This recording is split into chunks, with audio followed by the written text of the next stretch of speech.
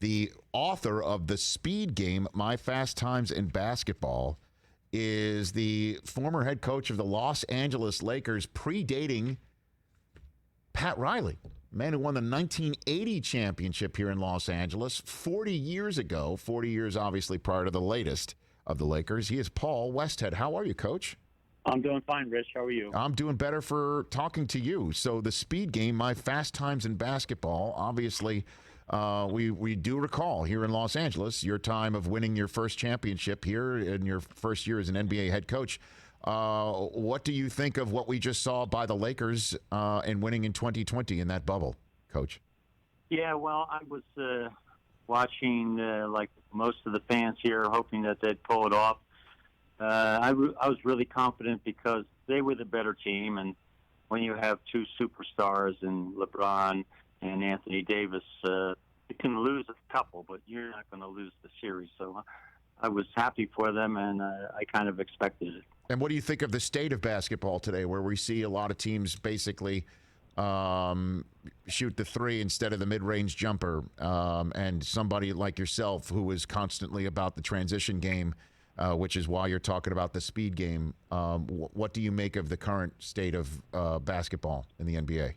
Yeah, well, I always was a proponent of the quick shot. We wanted to get possession of the ball and shoot within 4 to 5 seconds. We really didn't care the range.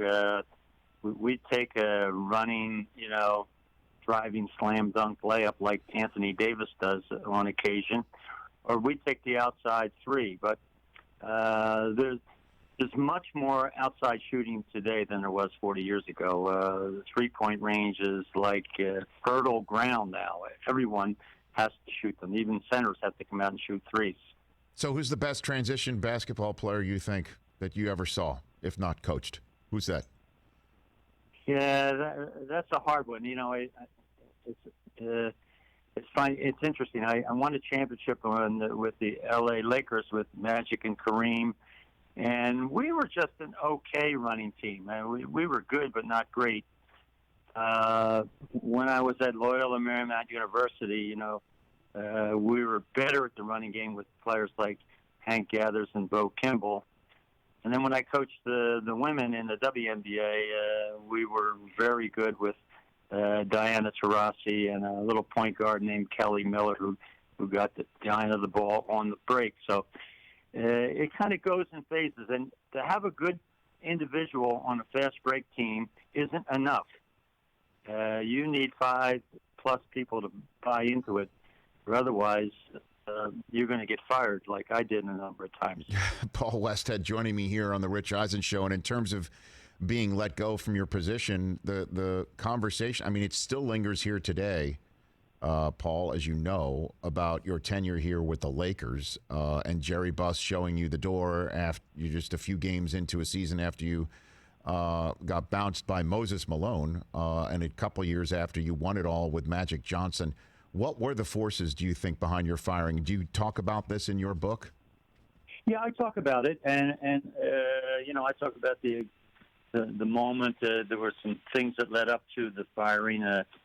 We had played the night before in Salt Lake City and won a game right at the end on a missed shot by Utah Jazz.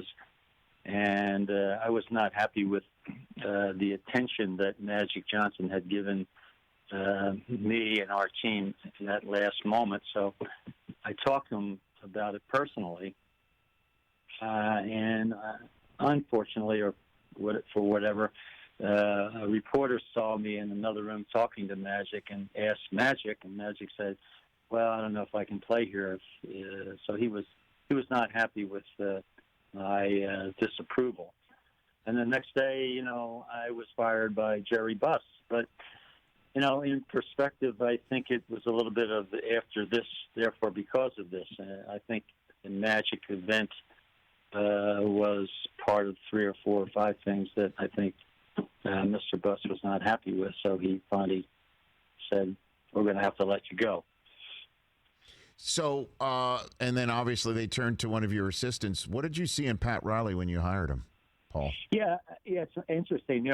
I got the job, kind of early in the season. I was by myself for a couple of weeks. It's kind of interesting. We played maybe 8 or 10 games without an assistant coach. Now in the NBA, they have a dozen assistant coaches. Right. And the fellow who I asked to kind of help me chart some things was Don Ford, who was on the team and didn't play much. So and after about 3 or 4 games, Ford said, I don't really like to do this. You're going to have to get somebody else. So then I brought in Pat Riley. I knew him. I had met him. He traveled with us. He was the color man for Chick Hearn. And I thought he would be, very helpful to me, and he was. So it was a timely pick on my part, and Pat certainly was true to form. So, it's kind of amazing that, again, the Lakers, 40 years later, after your championship, just won another now with LeBron James, and the guy whose team, the opponent that they beat, has been put together by Pat Riley. It's amazing how life works sometimes, Paul, right? Yeah, that cycle went full for Pat, from L.A. to the Knicks and then eventually to Miami. So he's doing all the good things as a president that he did with the Laker franchise. But what rings true is that if you're going to win, like we just saw the Lakers with LeBron and Anthony Davis, you must have 2 very exceptional players in the superstar category. And of course, I did with Kareem Abdul-Jabbar and Magic Johnson. So you have to have that ingredient to then talk about, well, you won and how'd you do it? Well, you didn't do it without your 2 stars. So I guess there were super teams well before super teams, in a way. It just wasn't done by free agency, pretty much, right? Yeah, I don't know if you recall, in 1980, Magic came in as a rookie, so Yep. He kind of the Lakers were a good team, simmering. Kareem had been there, and he had performed well, but they just needed one more player to get you over the top, and that's exactly what Magic brought to the team. It's kind of interesting. Magic Johnson goes down as the great assist passing guard, who had eyes behind his back because he was so clever. When he played for our team in his first year, I would really categorize him as a power forward. He was getting to the rim. He was rebounding like a big man, and I think he was doing it to show his teammates that I want to work hard for you fellas, so accept me. And then as his career went on, then he took over. No doubt. Author of The Speed Game, My Fast Times in Basketball, Paul Westhead, here on The Rich Eisen Show. What are your recollections that you can share with us of the day that Hank Gathers passed away, Coach? Yeah, Rich, that's a hard one. It's 30 years now since that moment, and it's like 3 seconds ago for me.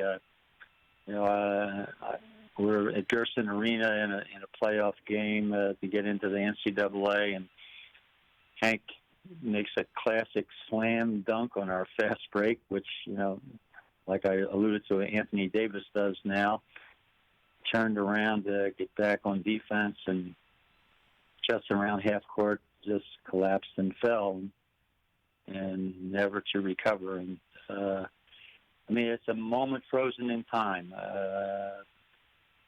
The death of Hank was just more than hard to take. It was devastating, and to the tribute of the players, they eventually wanted to play in the NCAA tournament, kind of in honor of Hank Gathers, and they performed very well, trying to honor him. No doubt. I remember they bounced my alma mater, and it felt, as a Michigan fan watching that game, it felt like a fait accompli, quite frankly. It felt like, certainly the way that in Kimball shooting free throws like Hank, and in his honor, I'll never forget that. Did you know Bo was going to start doing that when he started?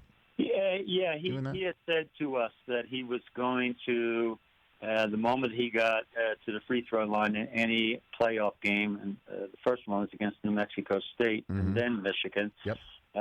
He was going to shoot his first 2 free throws left-handed in honor of Hank, who the background on this is Hank, the year before, led the country in scoring and rebounding. He sure did. Not an easy feat, but he never was a very good free throw shooter. So he said to me in the springtime, he said, I'm going to work this summer on shooting left-handed free throws. And I guess if I was a more stern, disciplined coach, I would have said, no, Hank, you're not doing that. I said, yeah, whatever you want to do. Right. So he comes back and he's shooting it true to form. He shot left-handed the entire season until the final game against Portland. And Bo, picking that up to honor Hank, said, well, I'll shoot my first 2 left-handed. And he made every one he shot left-handed. He sure did. It's kind of an interesting tribute to. Well, it was so remarkable, Coach. It was so remarkable. I do feel like it was just yesterday, and the whole country was feeling for you, for Hank Gather's family. Who did you draw upon? What did you draw upon for the kids at the time? Well, here's what happened to us. I mean, me personally, I drew on my wife Cassie and my 4 children, and they kind of surrounded me with their love and affection, which always helps to make it personal. But the players and myself, we fed off each other. I kept saying to them, do not do this, for Hank, hoping that he's going to somehow miraculously have you play better. And they understood that. They said, no, we want to play so that we can, for 2 hours a day in practice or in games, put our loss of Hank aside. We just want to just do something that we can forget for a moment or an hour. And in their forgetting, the irony is that they didn't worry about winning or losing. So they just started playing basketball kind of for fun. So it was fun to be around them for those 2 hours when we would practice or have games. And when it ended, and we had to get back to the real world of breathing for Hank again. And I know PJ Carlissimo is somebody who's near and dear to your heart. You've been on his staff, and he and you have known each other for a very long time. Did beating Michigan have a special meaning for you and bouncing them after they won their championship? Yeah. Paul, let's be honest here. It's funny. I saw the game that PJ lost at the buzzer. I can still see it. Ramil Robinson gets fouled, and he makes a free throw and wins the game. And PJ, true to form, was very gracious and said, well, it was the right call. It was John Clarkerty who made that call. So a year later, yes, we meet Michigan, and I walk out the start of the game, and who is the official in the game? No. John Clarkerty. No way. I didn't know that. Oh, yeah. And of course, it wasn't a buzzer beater.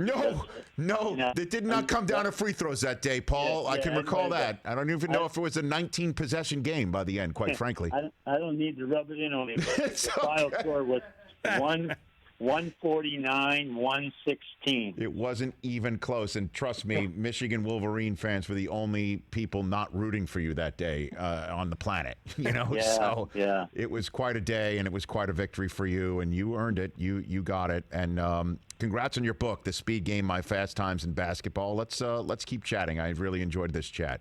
Thank you, Rich. It's my pleasure. Thank you. That's Paul Westhead, the head coach, champion head coach in the NBA and WNBA, and his book, where all books are available right now, Paul Westhead, The Speed Game: My Fast Times in Basketball. Hey, you watched all the way to the end. Thanks for that. Watch more right here.